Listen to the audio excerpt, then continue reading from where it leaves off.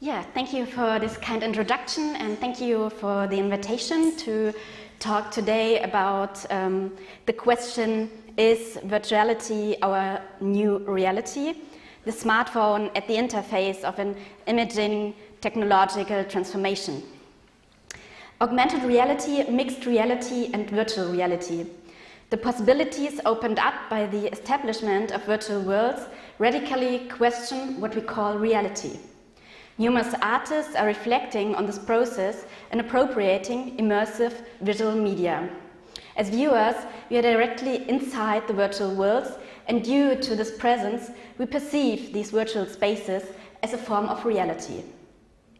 This immersion in illusionary worlds is by no means unprecedented. It is grounded in a long tradition.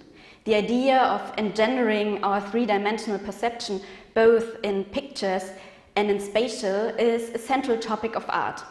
For instance, the so-called trompe-l'oeil effect presents painted reality as a true reality and is a recurring motif in art history.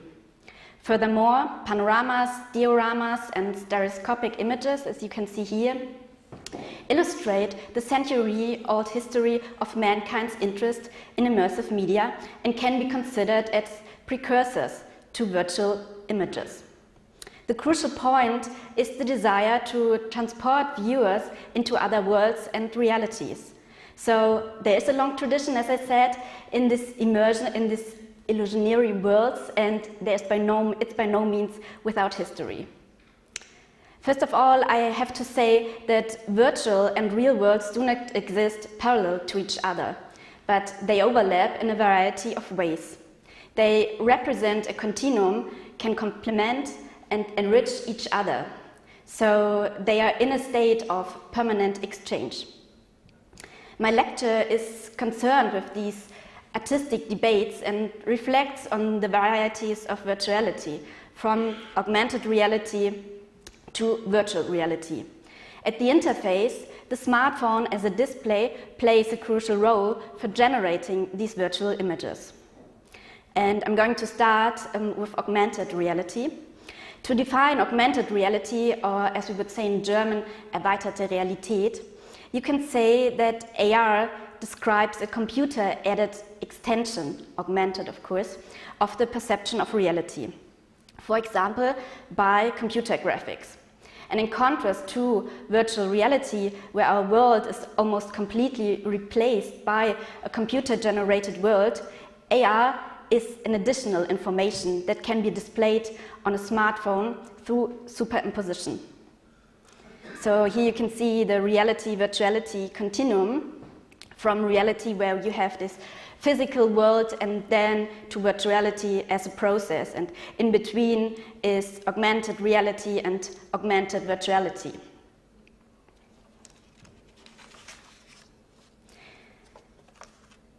The applications of augmented reality can be operated with glasses, such as the HoloLens, or which is more common, with smartphones.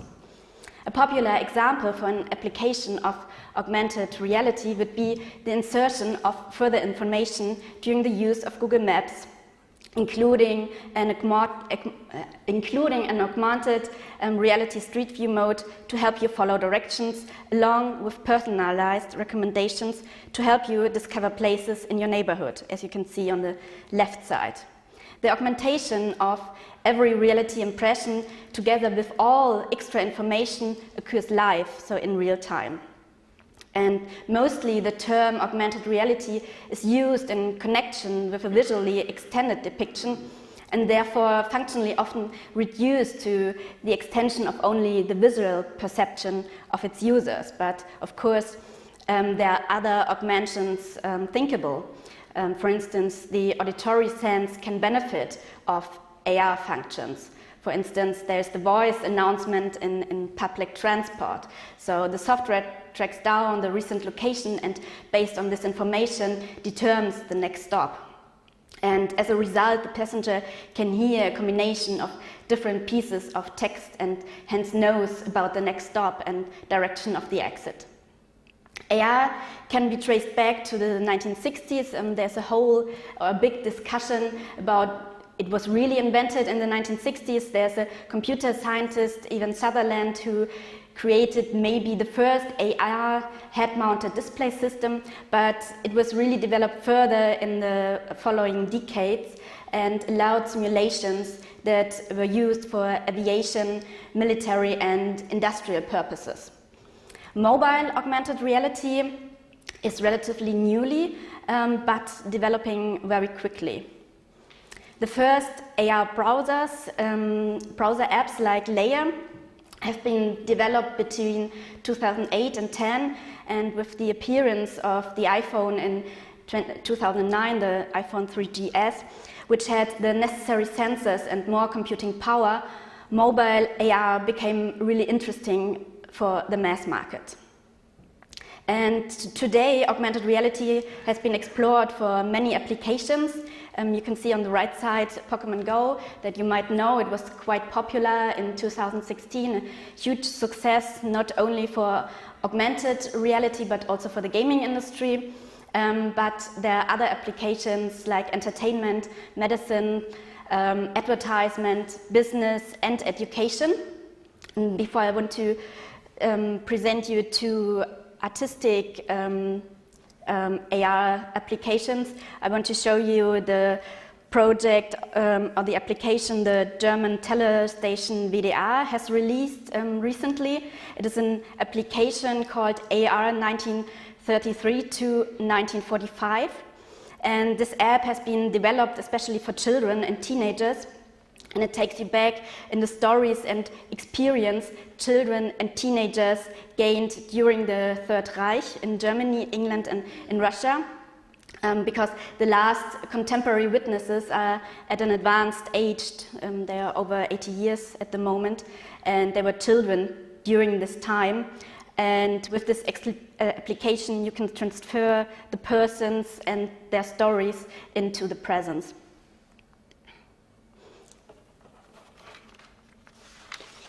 Now I would like to introduce two AR applications artists have developed. The first is made by Will Pappenheimer. He created the augmented reality application Proxy 5 WM2A, very complicated title. And it's a computer-supported extension of the perception of reality, and it's kind of a virtual designer drug that he developed. And it was the intention to simulate a real drug trip. And of course the title mimics the actual elements of such drug trips and refers, on the other hand, to the institution that commissioned the piece, the Whitney Museum of Art, where the piece is now part of the collection. And it was designed as a farewell gesture to the museum, because they moved from the old iconic long-time Breuer building to the new building by Renzo Piano. And so the piece was presented at the old building's closing party. The two in the title therefore refers to the museum's two buildings that existed at the same time. And Will Pappenheimer says, I specifically built this as a dissociative drug. And the artist deliberately uses core elements of dissociative drugs to give viewers the opportunity to part with the old building. And it's also mediated by acoustic and visual interferences, and to get closer to the new museum. And I will show you a short video.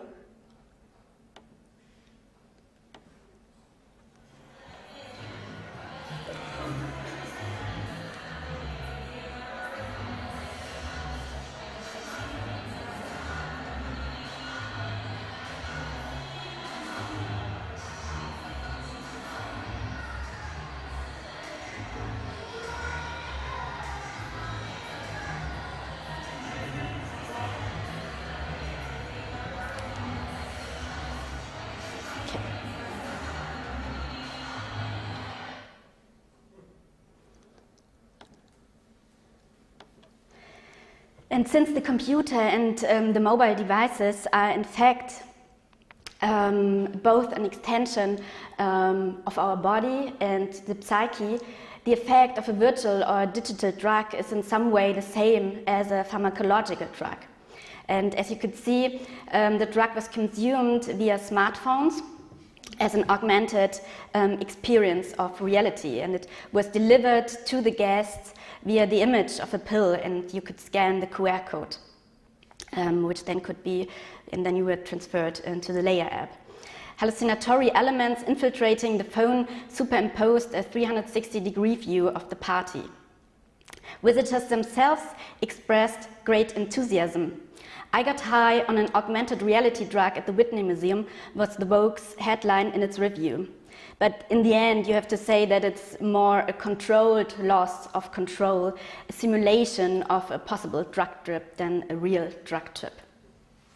But in the case of this particular AR experience, the status of the virtual realities remain open. One can question whether AR is real and physical or merely a virtual simulation, or maybe in this case more a psychological phenomenon. And the second application that I would like to show you is made by Julia Bowinkel and Friedemann Banz, who form the artist duo Banz and Bowinkel. And in their work, they deal with the computer as an everyday medium and its influence on our society. They explore the relationship between virtual and real worlds and question if the computer and the smartphone are an extension of our bodies. They created their own augmented reality app that you can see here. It's called the Banz and Bowinkel AR. And there you can see computer-generated prints that show snapshots of fluid simulations. And viewers can use the app to scan the pictures and reveal a virtual layer of video and 3D animations on your mobile device.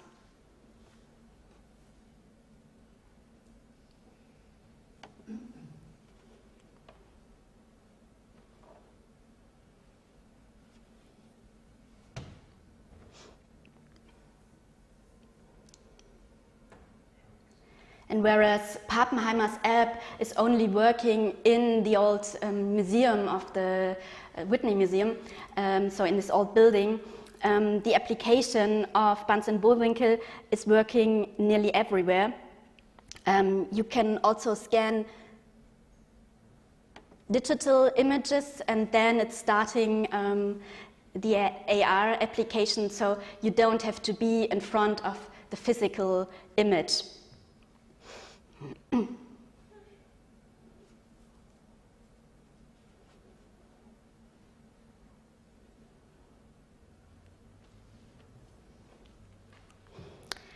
Since its introduction, virtual reality has been linked to different promises of salvation: empathy machine, ultimate escape from reality, new image revolution, so it's kind of a perfect projection surface.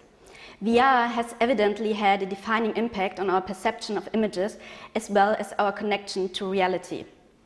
Virtual spaces create illusionary worlds we can access and experience directly. Secluded from the outside world, VR enables an immersion into visual spheres. Instead of standing in front of pictures, we are inside pictorial worlds. This presence allows us to perceive virtual spaces as a kind of reality that goes hand in hand with intense physical involvement. This technological development not only influences our perception of images, but also changes the way, and of course it will change, the way in which we communicate, interact, work, and live. Technologies with mass appeal already feature largely in everyday life.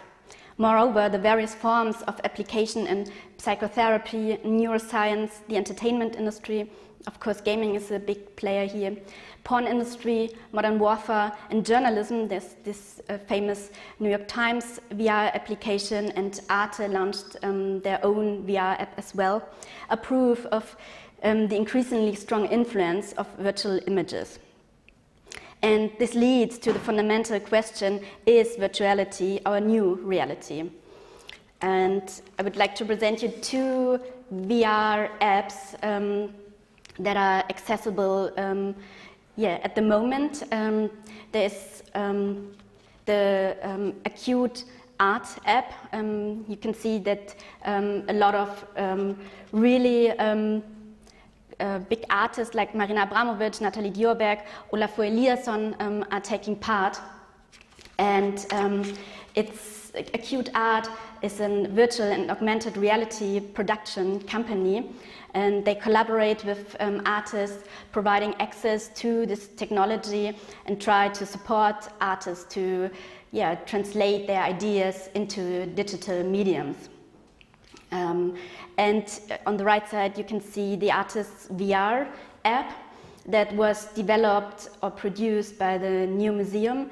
It contains 6 commissioned works by artists like John Ruffman or Rachel Rosen.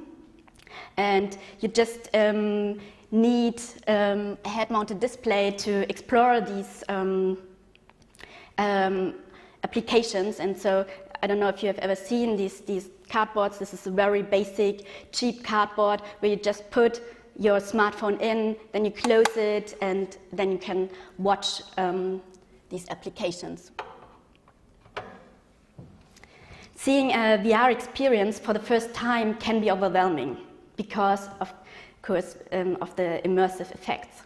Although probably in the not too distant future, VR HMDs will become an integral part of everyday life, they represent a new technological setup for a large part of the population at the moment. This leads to a strong physical involvement, which is a challenge for the sense of balance. These new spatial experiences make viewers feel their bodies in a very strong and direct sensation. In some cases, they suffer from motion sickness. Nausea is caused by the lack of proprioceptive signals corresponding to the impression that you should be moving physically as your point of view changes, but you're not changing this you're only changing this in the virtual world, but not in the physical world.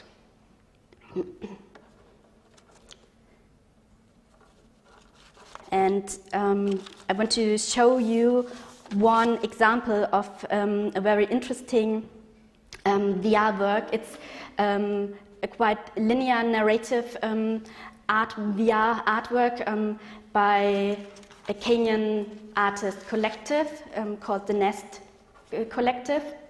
And the title of the work is Let This Be a Warning.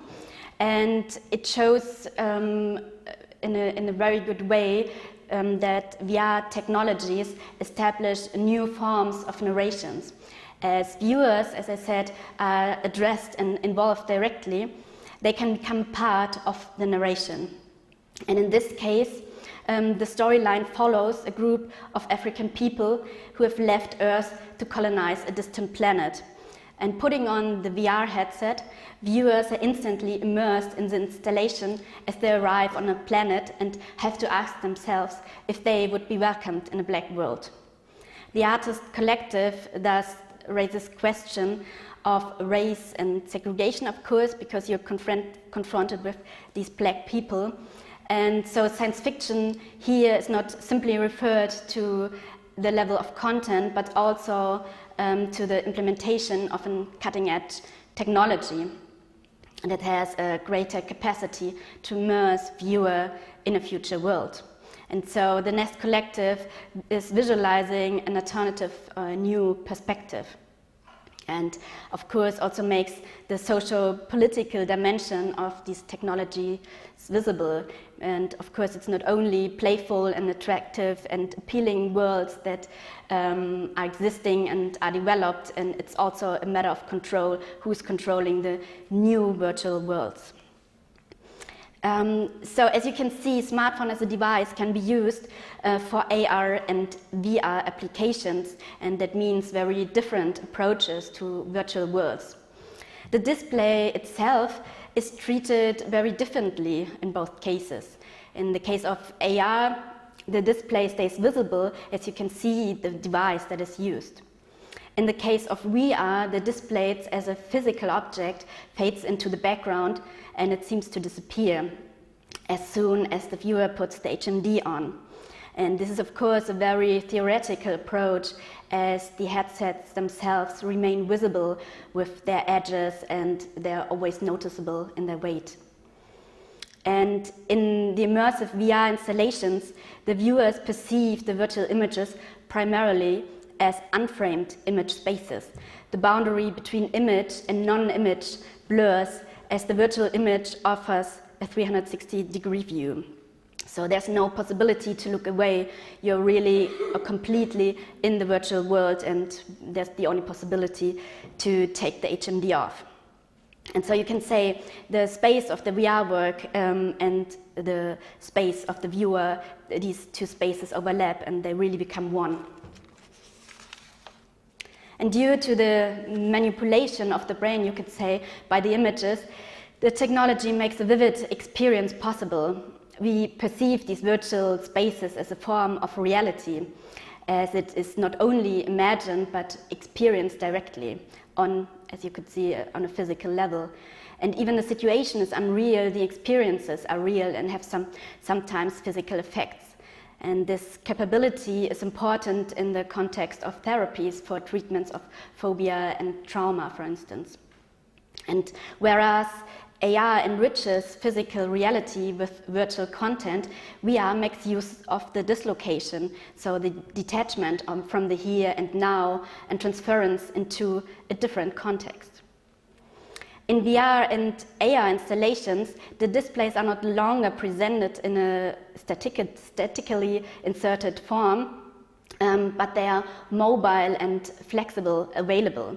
So the application starts whenever the visitors use their smartphones or put on the headset, and it stops as soon as you take, for instance, the HMD off. Generally, it is possible to watch or to experience AR together with others. Viewing a VR installation is a solitary experience. It is only possible that one person wears the HMD at a time, and therefore the audience or the other people are excluded to a certain extent.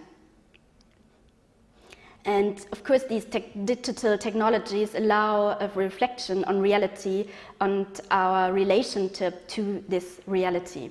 They serve as a tool to counteract rigid structures of perception, to meditate on the visible and the non-visible, and of course, the capacity of images to manipulate. And for artists, these digital simulations mean the ability to create imaginary worlds with their own logic and dynamics.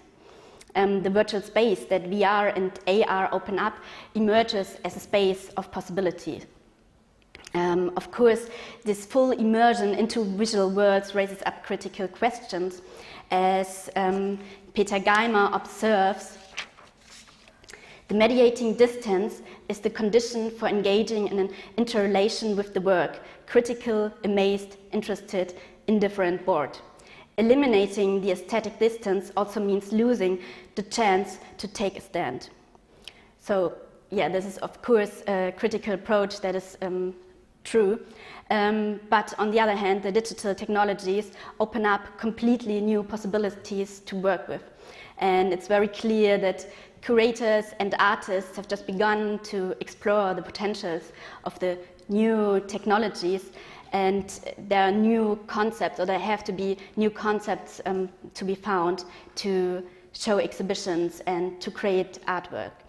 Currently, I would say that the interconnection between different layers of reality, the virtual and the real, that is, in my view, the most interesting part, and that generates the most interesting approaches. So, thank you for your attention.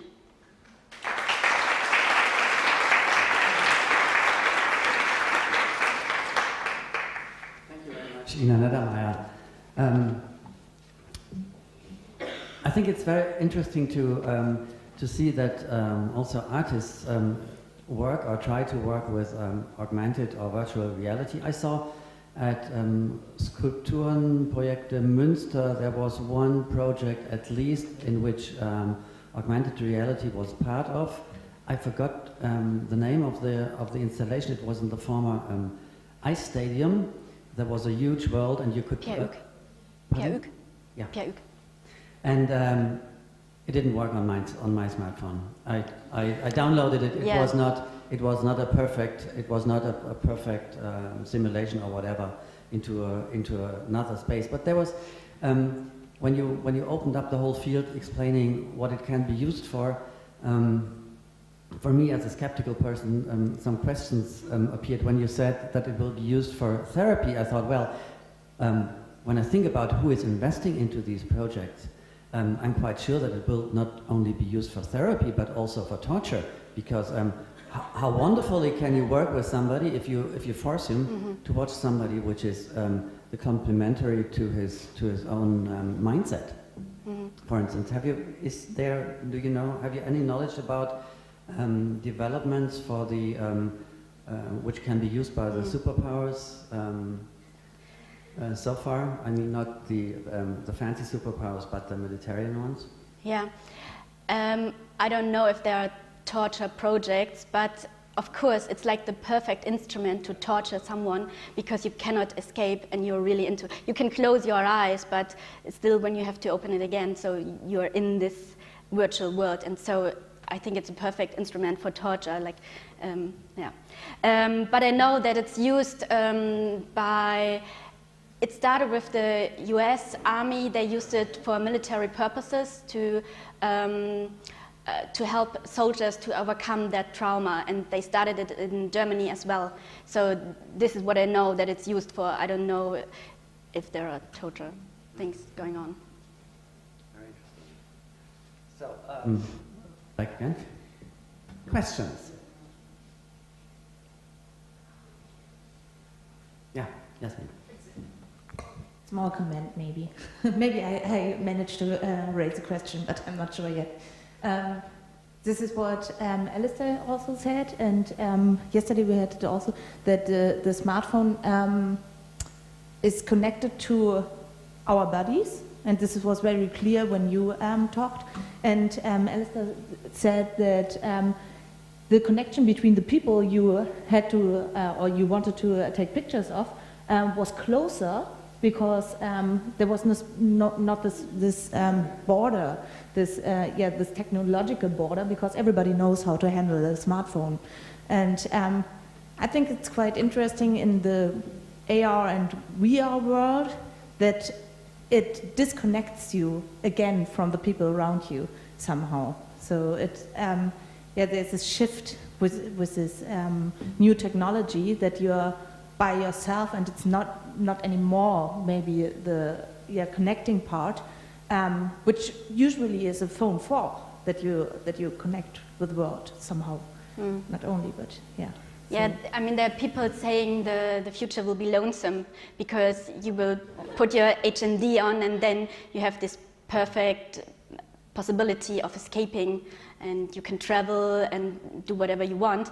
But this is only the case for VR. I would say like AR is more open, and I don't know if VR will be the thing of the future, or if it would be the other direction, that we will combine these different layers of reality. So I think it will go more in the direction of mixed realities, and then we still have the possibility to communicate and not to be completely lonesome. And there are also some experiments, like multi-user experiences, when you have the HMD on, that you can meet in the virtual world other people. Of course, you meet the avatars, but then you can meet them and talk to them. So this might be also a development as well in the future.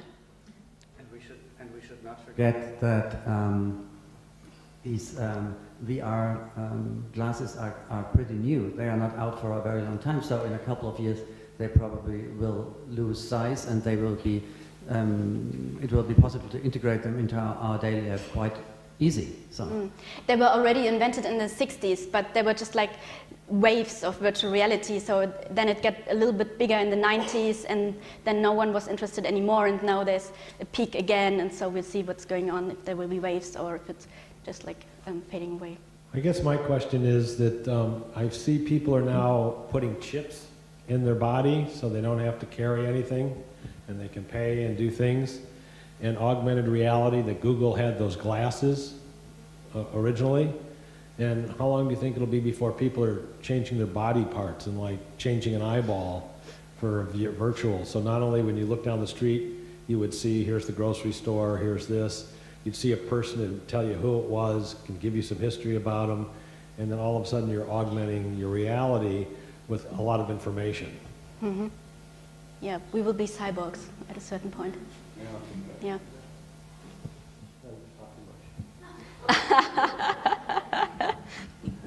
I wonder if this idea of the immersion is not overjudged in a way, because maybe we all remember the hype around 3D movies when Avatar came out, and now who goes and watches 3D movies anymore? I don't. It gives me nausea, and it's as immersive as the 3D version, the 2D version, I think. And I remember as a young kid when I got my first computer, which was a C64, and I'm sitting in front of this computer, that was immersive. It really sucked me into this strange world. If I look at it now, I can't really recognize what all these pixels are supposed to be. But back then, I was absolutely drawn in. I did wear these quite a few times. I think it was as immersive as this. So you can be sucked into everything, and I can get easily bored in a virtual reality world the same way I got bored in front of the telly, and want to go out, and the immersion suddenly stops once you're bored. Mm-hmm. And so I don't know if this is not so overhyped that this is going to suck us all in, and we are going to be lonely. Yeah, we are lonely even in front of the telly. Mm-hmm. Yeah. Yeah, but as I said, like immersion, it's not only connected to virtual images. It can be by book, by film, whatever, discussion. You can be totally immersed, so it's not only connected to virtual reality. But of course, I would say that it's, I don't know if all of you ever tried an HMD and tried a VR application, but for me, it's something different because you're so immersed, and when it's getting interactive and you get a response, so it's kind of a new step of immersion. But of course, there are other ways of immersion as well. Actually, we were trying to integrate a VR project into that show, but we were lacking 100,000 euros, so that would have been the cost to install it, but it would have been very nice. Maybe the next time.